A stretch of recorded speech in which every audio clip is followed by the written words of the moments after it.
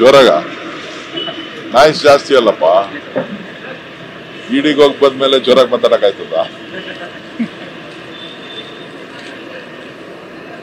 ಬೆಳಗ್ಗೆ 11 ಗಂಟೆಯಿಂದ 6 ಗಂಟೆವರೆಗೂ ಎನ್ಫೋರ್ಸ್ಮೆಂಟ್ ಡೈರೆಕ್ಟರೇಟ್ ವಿಚಾರಣೆಗೆ ಹಾಜರಾಗಿ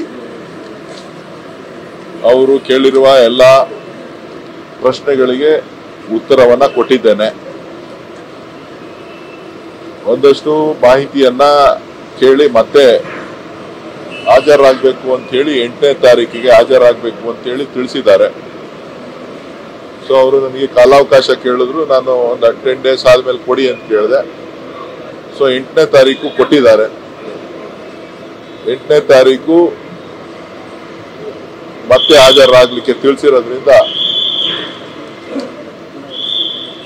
ಜುಲೈ 8ನೇ ತಾರೀಕು ಹಾಜರಾಗಲಿಕ್ಕೆ ಹೇಳಿದ್ದಾರೆ. ಸೊ ತನಿಖೆಗೆ ಸಂಪೂರ್ಣವಾದಂತ ಸಹಕಾರವನ್ನ ಕೊಟ್ಟಿದ್ದೇನೆ. ಅನೇಕರು ಏನು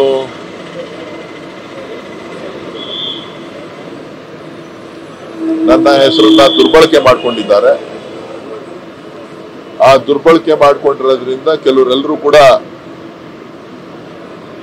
ನನ್ನ ಮೇಲೆ ಸಂಬಂಧ ಇದೆ ಅಂತ ಹೇಳಿ ತಿಳ್ಕೊಂಡು ಸಾಕಷ್ಟು ಹಣವನ್ನ ಕಳ್ಕೊಂಡಿದ್ದಾರೆ. ಅವರ ಹೇಳಿಕೆಗಳಿಗೆ ಸಂಬಂಧಿಸಿದಂತೆ ಕೆಲವೊಂದು ಪ್ರಶ್ನೆಗಳು ಇದ್ದದ್ರಿಂದ ಸಮಯ ಬಹಳಷ್ಟು ಮುಗೀತು. ಇನ್ನೂ ಅನೇಕ ವಿಚಾರಗಳನ್ನ ಕೇಳಬೇಕು ಅಂತ ಹೇಳಿ ಇನ್ನೊಂದಿನ ಬರಬೇಕು ಅಂತ ಹೇಳಿದ್ದಾರೆ. ಅದಕ್ಕೆ ಸಹಮತಿಯನ್ನ ವ್ಯಕ್ತಪಡಿಸಿದ್ದಾರೆ.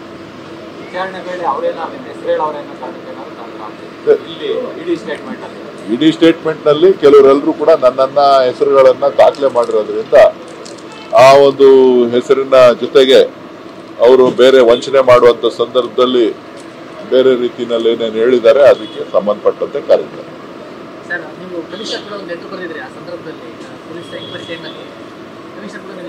ಅದು ಕಮಿಷನರ್ ಅವರಿಗೆ ಪತ್ರ ಬರೆದಿದ್ದೆ.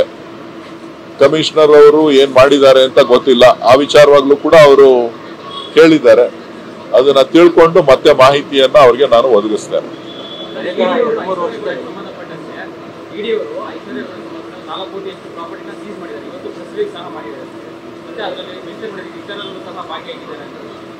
ಅದು ನನಗೆ ಗೊತ್ತಿಲ್ಲ ಯಾರು ಭಾಗಿಯಾಗಿದಾರೋ ಇಲ್ಲೋ ಅಂತ. ನಾನಂತೂ ಯಾವುದಕ್ಕೂ ಭಾಗಿದಾರ ಅಲ್ಲ. ಇಲ್ಲ. ಕಳೆದ 2-3 ವರ್ಷದಲ್ಲಿ ಈಶ್ವರ್ಯಗೌಡ ಅಕೌಂಟ್ ಅಲ್ಲಿ 60 ಕೋಟಿಗೂ ಹೆಚ್ಚು ಟ್ರಾನ್ಸಾಕ್ಷನ್ ಆಗಿತ್ತು. ಅದಕ್ಕೆ ಇನ್ಕಮ್ ಟ್ಯಾಕ್ಸ್ ಇದೆಲ್ಲ ಏನು ಕಟ್ಟಿರಲಿಲ್ಲ. ಹಾಗೆ ಈ ಹಿನ್ನೆಲೆ ಸಾಕಷ್ಟು FIR ಗಳಾಗಿತ್ತು. ನನಗೆ ಅದ್ರ ಬಗ್ಗೆ ಮಾಹಿತಿ ಇಲ್ಲ.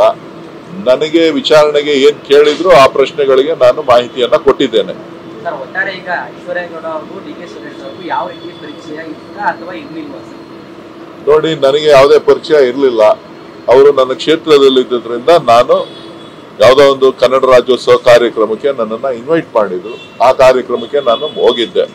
ಅದಾದ್ಮೇಲೆ 1-2 ಕಾರ್ಯಕ್ರಮಗಳಿಗೆ ಭೇಟಿ ಮಾಡಿದ್ದು ವಿಚಾರಗಳನ್ನ ತಿಳಿಸಿದ್ದೇನೆ.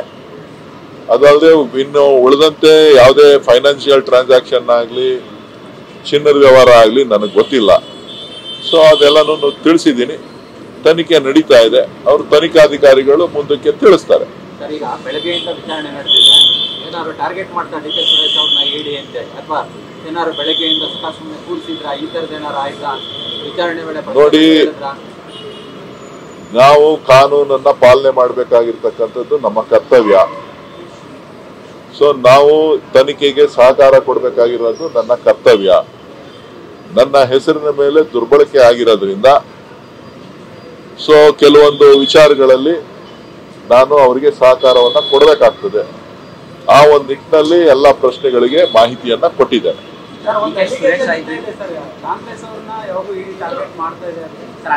ಅದು ರಾಜಕೀಯ ಪಿತೂರಿ ಬಗ್ಗೆ ನಾನು ಈಗ ಮಾತಾಡೋದಿಲ್ಲ. ಮುಂದಿನ ದಿನಗಳಲ್ಲಿ ಅದರ ಬಗ್ಗೆ ಮಾತನಾಡ್ತೇನೆ. ನೋಡೋಣ, ತಲೆ ಕೆಡಿಸ್ಕೊಬೇಡಿ.